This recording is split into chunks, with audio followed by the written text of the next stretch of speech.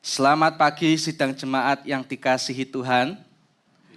Kita mengucap syukur pagi ini boleh kembali beribadah di hadapan Tuhan. Kita boleh sama-sama belajar serta merenungkan sabda Tuhan. Tema yang diberikan pada kita pada pagi hari ini berjudul Life Must Go On ya. Jadi hidup harus berlanjut.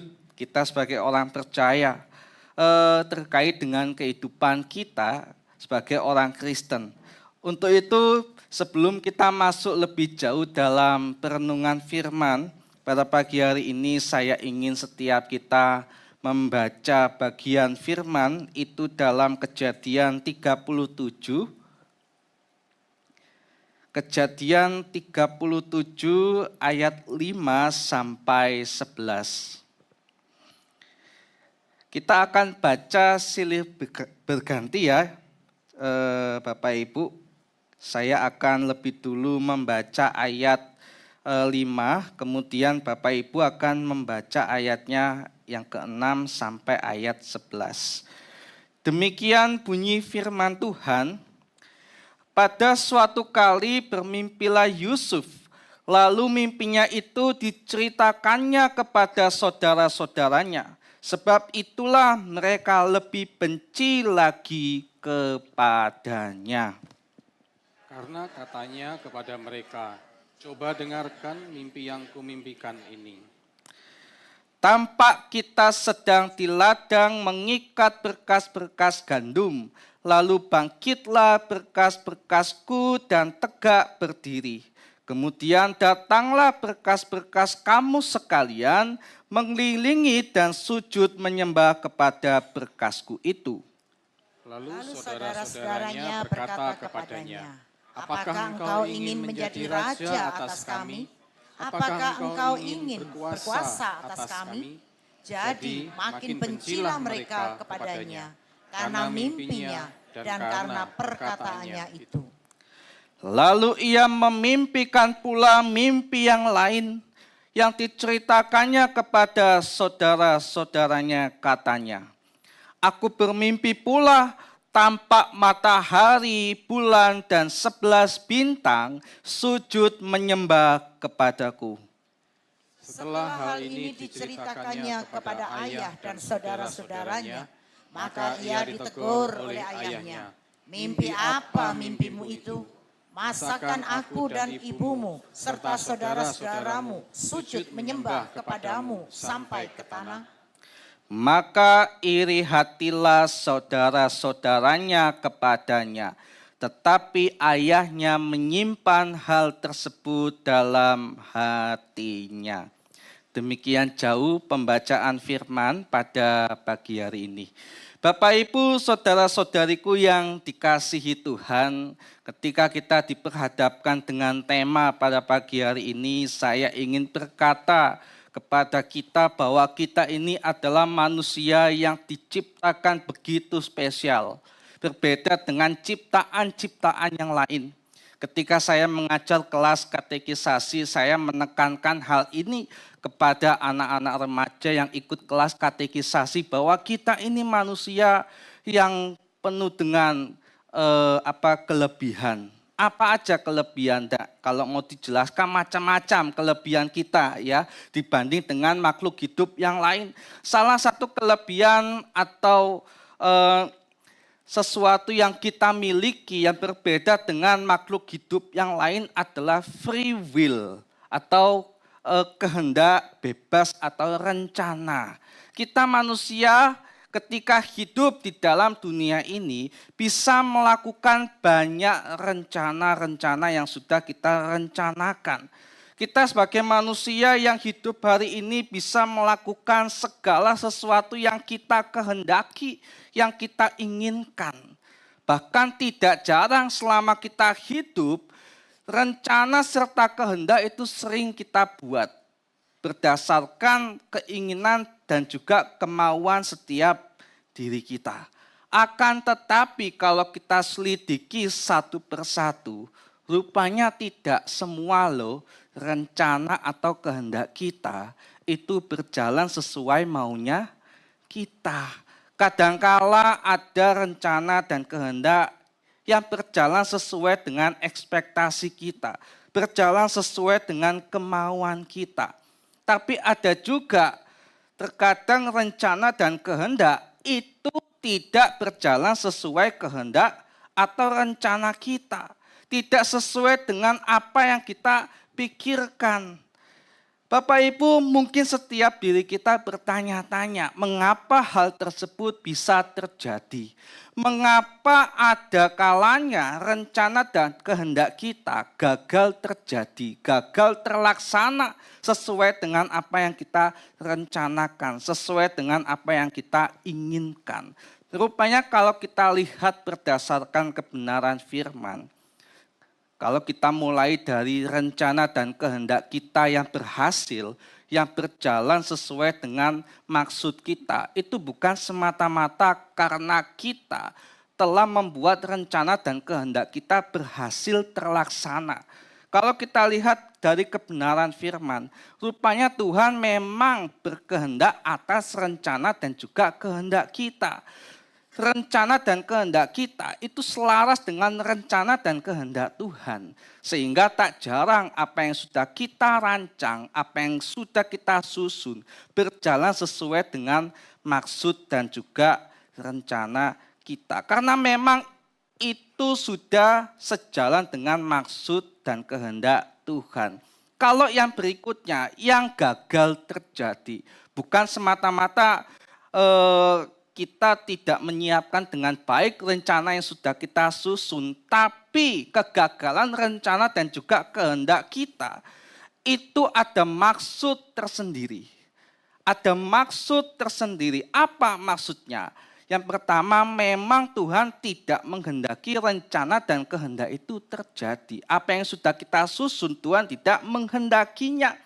Bisa jadi apa yang kita susun itu adalah rencana dan kehendak yang enggak baik. Sehingga Tuhan dalam bagian ini menggagalkan atau tidak setuju jika kita menjalankannya. Atau kita sudah membuat suatu rencana dan kehendak yang baik tapi tetap gagal. Di sini kita bisa lihat bagaimana Tuhan juga bisa menggunakan itu sebagai ujian untuk kita. Kita diuji ketika kita digagalkan rencana dan kehendak kita yang menurut kita baik, kita itu diuji. Apakah dengan aku menggagalkan ini, kamu itu masih punya iman sama aku atau enggak? Kamu masih percaya sama aku atau enggak? Kalau kita lihat dari kasus yang ada, ketika seseorang sudah punya rencana, sudah punya kehendak, tapi di tengah jalan rencana dan kehendaknya gagal. Dia akan merespon dengan respon yang mungkin saja kita sudah ketahui, yaitu kecewa. Ada kekecewaan ketika rencana dan kehendaknya gagal. Lalu ada juga kesedihan. Kesedihan yang timbul akibat rencana dan kehendaknya gagal terlaksana. Ada juga kemarahan, bahkan selain kemarahan, ada juga orang yang memilih meninggalkan iman mereka karena rencana dan kehendak mereka gagal terlaksana. Dan ini bukanlah sesuatu yang jarang terjadi di tengah jemaat Tuhan, tetapi sesuatu yang umum terjadi. Ada satu orang yang memang sudah berencana, sudah berkehendak, bahkan dia sampai berdoa gitu ya, doanya sangat rutin. Ketika Tuhan tidak segera menjawab doa-doanya atau tidak segera melancarkan rencana dan kehendaknya, dia menganggap Tuhan itu tidak ada. Dia menganggap Tuhan itu tidak mengasihi dia. Dia menganggap Tuhan itu pilih kasih. Si A rencana dan kehendaknya bisa terlaksana, bahkan sesuai dengan keinginannya. Tapi kenapa aku tidak ya Tuhan? Mengapa aku tidak segera Engkau tolong untuk kehendak dan rencanaku ini berhasil terlaksana? Melalui momen ini orang tersebut akhirnya ya sama seperti yang kita duga. Dia meninggalkan iman, dia meninggalkan Allah, bahkan dia sampai rela tidak pergi ke gereja, dan ini adalah contoh yang umum. Ini adalah momen yang umum yang sering kita jumpai di tengah gereja Tuhan atau jemaat Tuhan. Bapak Ibu, saudara-saudariku yang dikasihi Tuhan, kalau kita lihat dalam perikop yang sudah kita baca, Yusuf, siapakah Yusuf itu? Kalau kita lihat, Yusuf adalah anak ke-11 dari Bapak Yakub, ya. Dia adalah anak ke-11 dari Bapak Yakub, dan dia adalah anak dari istri favoritnya Yakub. Ada yang tahu siapa istri favoritnya Yakub? Siapa? Rahel, ya. Jadi istri favoritnya Yakub adalah Rahel, dan Yusuf lahir dari seorang ibu bernama Rahel. Karena Yusuf ini adalah anak yang lahir dari istri favorit, maka Bapak Yakub memperlakukan Yusuf ini agak spesial dibanding dengan saudara-saudara Yusuf yang lain.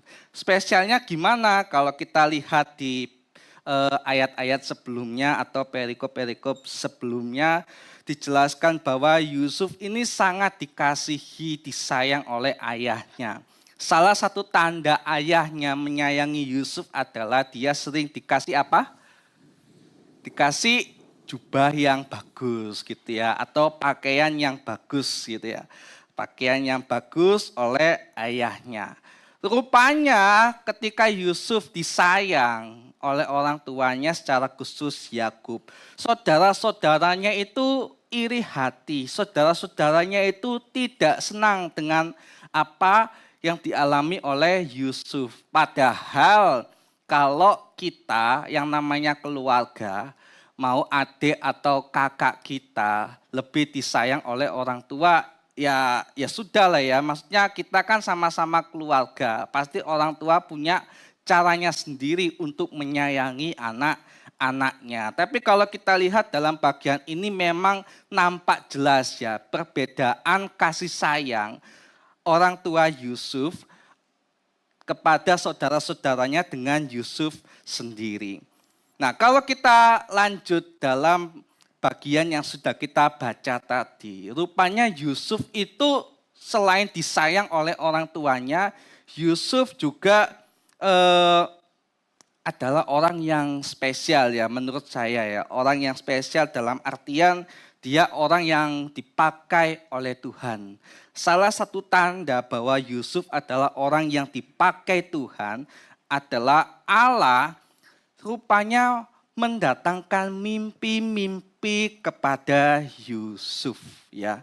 Jadi Allah mendatangkan mimpi kepada Yusuf. Kalau kita lihat mimpi dalam zamannya Yusuf atau perjanjian lama itu selalu dipakai oleh Allah untuk memberitahu umat bahwa di masa depan akan terjadi hal-hal sama seperti yang ada di dalam mimpi. Jadi sifat mimpi adalah seperti nubuatan atau kejadian di masa depan yang akan terjadi tapi sudah kita ketahui lebih dahulu.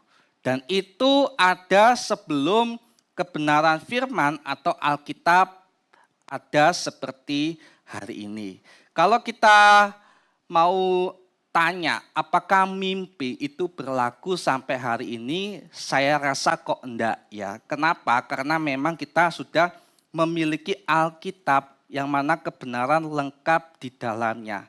Sehingga kalau Allah mau ngomong sesuatu kepada kita, kita hanya perlu membaca kebenaran firman dan juga merenungkannya.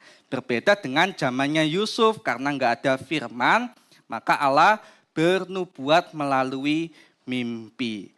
Nah, Allah mendatangkan dua mimpi kepada Yusuf. Mimpi pertama adalah berkas-berkas gandum. Yusuf itu disembah oleh berkas-berkas gandum milik saudara-saudaranya.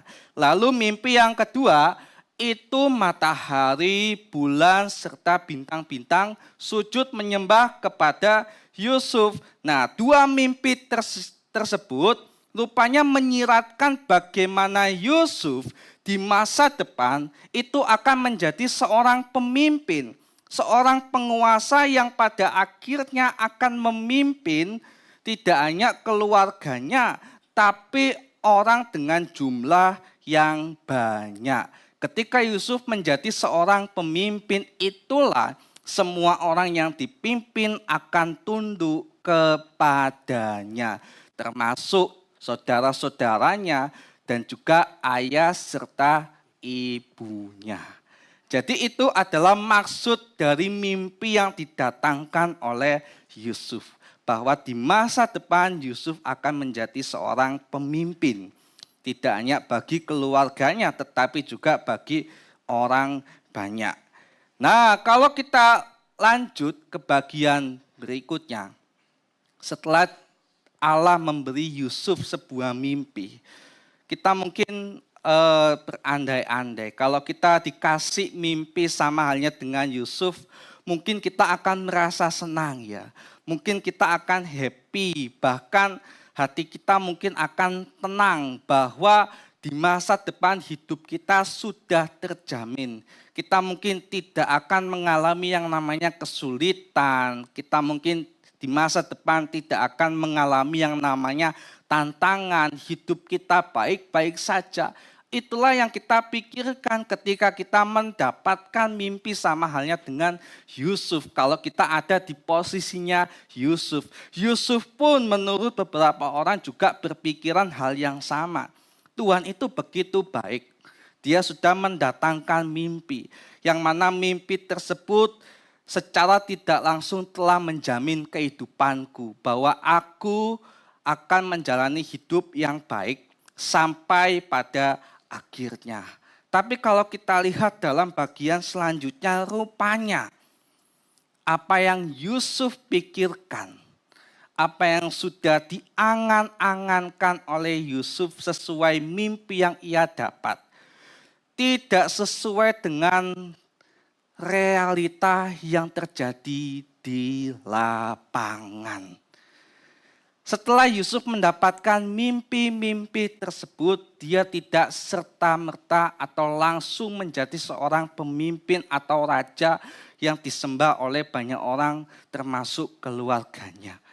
Yusuf setelah mendapat mimpi, saudaranya iri terhadap dia. Saudaranya pun melakukan tindak kejahatan serta ketidakadilan terhadap Yusuf. Padahal Yusuf sudah berekspektasi bahwa kehidupannya akan baik-baik saja.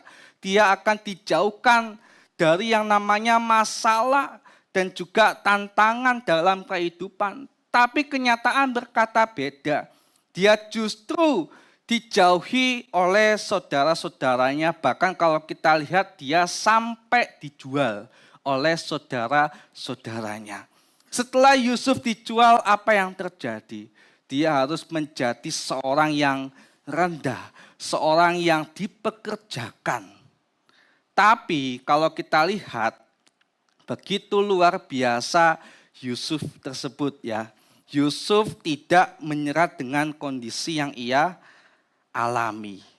Yusuf tidak menyerah dengan kondisi yang ia alami. Setelah ia menjadi pekerja, ia kemudian dihasut oleh istri Potifar, kemudian istri Potifar gagal ya menghasut Yusuf sehingga ia dimasukkan ke dalam penjara. Kalau kita lihat penderitaan Yusuf begitu luar biasa.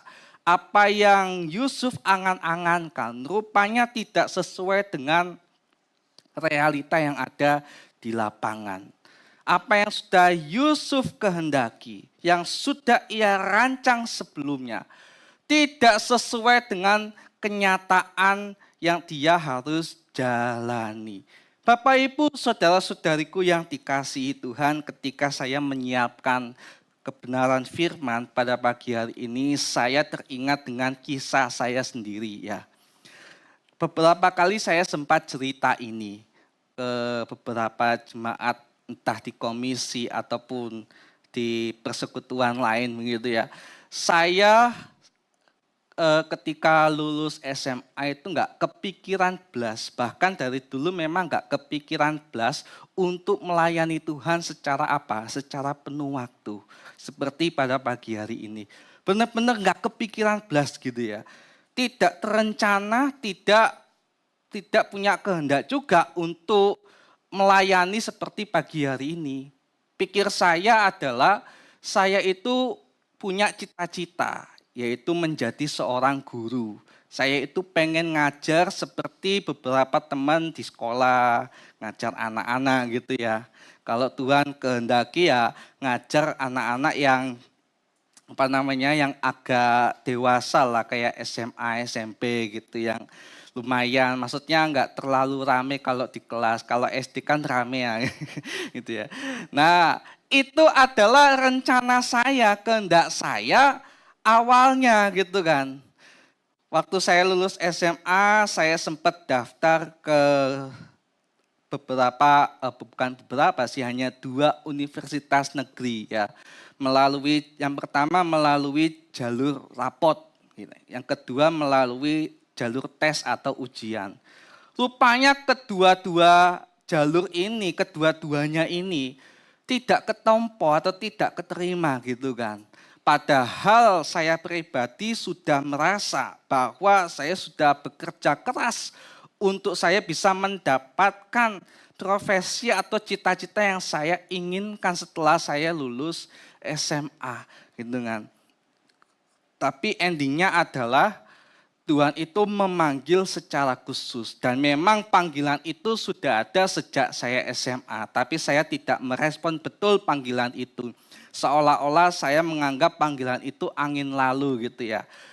Contohnya waktu saya presentasi di kelas, guru ekonomi waktu itu setelah saya presentasi, saya pikir dia memuji saya karena saya itu pantas jadi seorang guru. Rupanya dia memuji saya karena saya itu pantas jadi seorang hamba Tuhan gitu ya. Sesuatu yang enggak terpikirkan. Kemudian di gereja juga salah satu dosen sekolah tinggi teologi waktu bergereja di GKT Senai Batu, saya asal dari GKT Senai Batu, dia ngomong, tak lihat-lihat kamu itu cocok. Cocok apa? Tak pikir cocok jadi guru atau pengajar gitu ya. Cocok jadi seorang hamba Tuhan, pelayan Tuhan. Wah, ini mulai ada yang nggak beres ini kan. Tapi saya menganggap itu sebagai ya wis ucapan lalu lah, angin lalu, nggak merespon. Setelah saya nggak lulus ujian 2 univ tersebut, saya itu mulai merenungkan panggilan Tuhan secara serius gitu ya. Mulai merenungkan panggilan Tuhan secara serius. Nah, apa yang terjadi pada saya juga pernah terjadi pada Yusuf. Saya sudah merancang kehendak yang saya mau untuk diri saya sendiri, sama halnya dengan Yusuf. Yusuf sudah membuat ekspektasi melalui mimpi yang ia dapat. Ia mungkin sudah berencana bahkan berkehendak sesuai dengan mimpi yang ia dapat. Tapi ketika terjun di lapangan, apa yang dia harap, apa yang dia ekspektasikan tidak sesuai dengan realita. Seolah-olah rencananya itu gagal terlaksana. Seolah-olah kehendaknya itu gagal terjadi, sama halnya dengan saya. Tapi kalau kita lihat bagian berikutnya, Yusuf itu sangat luar biasa. Ketika dia tahu bahwa hidupnya itu tidak berjalan sesuai dengan rencana awal atau mimpi yang ia dapat, dia itu tetap menjalani hidup dengan life must go on. Jadi dia tetap memiliki prinsip yang life must go on, atau dia tetap hidup dan berjalan sesuai dengan kebenaran. Dia tidak mutung di tengah perjalanan. Padahal kalau kita lihat sepanjang cerita Yusuf, Tuhan itu tidak ngomong sama sekali dengan dia. Ya, Allah hanya mendatangkan mimpi. Setelahnya ya sudah, tidak ada interaksi secara langsung Yusuf dengan Allah. Yusuf sebagai manusia biasa, dia hanya menjalankan hidup sesuai dengan kebenaran. Dia tetap yakin, tetap percaya bahwa di tengah kondisi atau kesulitan yang ia hadapi pada waktu itu, seolah-olah rencana dan kehendaknya gagal. Dia yakin Tuhan sudah menyiapkan yang terbaik bagi dirinya. Tuhan sudah menyiapkan rancangan-rancangan yang memang tidak ia pikirkan sebelumnya. Dan itu memang terjadi. Kalau kita lihat di ending cerita Yusuf, kita bisa lihat bagaimana Yusuf memang menjadi seorang raja atau pemimpin. Bagaimana ia memimpin banyak orang termasuk keluarganya. Dia tidak hanya memimpin, tapi dia menjadi saluran berkat bagi orang-orang yang ia pimpin. Sama halnya dengan apa yang saya alami. Ketika saya tidak punya ekspektasi menjadi seorang pelayan Tuhan. Dan Tuhan menunjuk saya untuk menjadi seorang pelayan Tuhan. Saya melihat sisi positif dari panggilan yang saya alami. Mungkin Tuhan tidak mengendaki saya menjadi seorang guru secara khusus di sekolah. Tapi Tuhan ingin menjadikan saya seorang guru di gereja Tuhan yang boleh mengajar jemaat tidak hanya anak-anak saja, tetapi setiap diri kita orang-orang yang sudah dewasa juga. Dan saya melihat panggilan itu sebagai hal yang sangat luar biasa ketika saya betul-betul berjalan atau memiliki hidup yang life must go on. Tetap berjalan sesuai dengan kebenaran yang ada. Mengikuti rencana serta kehendak Tuhan. Bapak Ibu, saudara-saudariku yang dikasihi Tuhan, inilah yang terjadi juga pada Yusuf. Kalau kita lihat orang-orang zamannya Tuhan Yesus, ketika Yesus ada di dalam dunia ini, termasuk murid-murid Tuhan Yesus, mereka itu punya ekspektasi bahwa Mesias yang datang waktu itu adalah bagaikan kesatria. Bagaikan kesatria yang bisa membasmi para penjajah yang sedang menjajah pada waktu itu. Yaitu orang-orang Romawi. Tapi kalau kita lihat Mesias yang datang rupanya tidak sesuai dengan ekspektasi masyarakat. Tidak sesuai dengan ekspektasi para murid. Rupanya Mesias yang datang bukan untuk melawan para penjajah yang menjajah Israel pada waktu itu. Tetapi Mesias yang datang adalah lebih daripada ia melawan orang-orang yang menjajah.